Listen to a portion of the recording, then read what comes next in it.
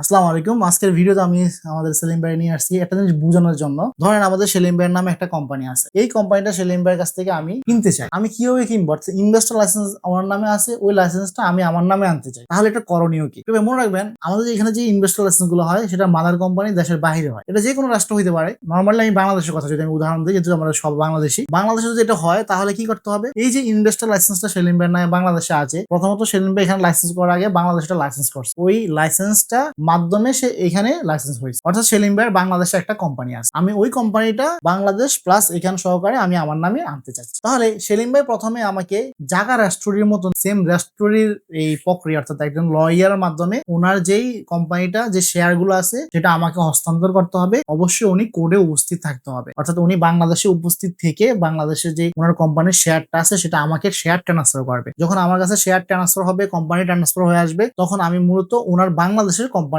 মালিক। প্রথম মালিক হইতে হবে আমাকে বাংলাদেশ। যখন আমি বাংলাদেশে মালিক হয়ে যাব, তখন আসবে এখানের কার্যক্রম। এখানে কার্যক্রমটা এভাবে হবে, এখানে সেলিম ভাইয়ের কাছ থেকে আমি কি নিব? এসবিসি থেকে তার ওয়েবসাইটে ঢুকে মোদিরটা ওনাকে ক্যান্সেল করে দিয়ে আমার একামারটা মোদির হিসাবে আমি এদাফা করে নিব, ওনাকে বাদ দিয়ে দিব। আমি বাংলাদেশে যে ডকুমেন্টসটা চেঞ্জ করছি ওটারও একটা অরিজিনাল ডকুমেন্টস আমাকে এখানে নিয়ে আসতে হবে। অনেকভাবে কাজ করা যায়, কিন্তু আমার কথাগুলো বৈধ প্রক্রিয়া ভাবে বলতেছি। ভাই ওই ডকুমেন্টস গুলো যখন আপনি এখানে নিয়ে আসবেন, আনার পরে ওনার সিস্টেমে ঢুকে আপনি ওনাকে ক্যান্সেল করে আমাকে অ্যাড করে দিবেন। তখন আমি এসবিসি তে যাবো, যায়া ওই যে বাংলাদেশে যে আমি চেঞ্জ করছি ওটা আমি এসবিসি যে মুয়াজ্জেফ আছে ওদেরকে দেখাবো। দেখালে ওরা দেখবে যে বর্তমানে যে তলবটা হয়েছে এবং যে নামটা আছে সেম আমার নামে সবকিছু। তাহলে উনি অ্যাপ্রুভাল দিয়ে দিবে, দিয়ে দিলে আমি টাকা পেমেন্ট করবো, খালাস উনি মোদির থেকে সরে যাবে, আমি মোদির হিসাবে অ্যাড হয়ে যাব। পরবর্তীতে আমি আমার ব্যাংক অ্যাকাউন্ট থেকে শুরু করে এই কার্যক্রম চালিয়ে নিতে পারবো। ঠিক আছে, এটা হলো যে মূলত ফুল একটা প্রসেস, বৈধ একটা নিয়ম। অর্থাৎ নতুন লাইসেন্স যদি আপনি করেন তাহলে হয়তো আরো খরচ কম হবে।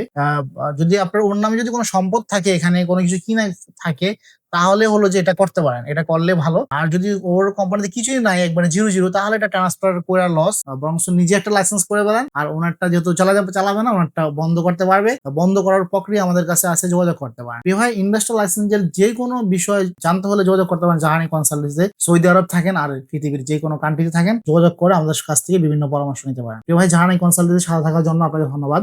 আল্লাহ হাফেজ।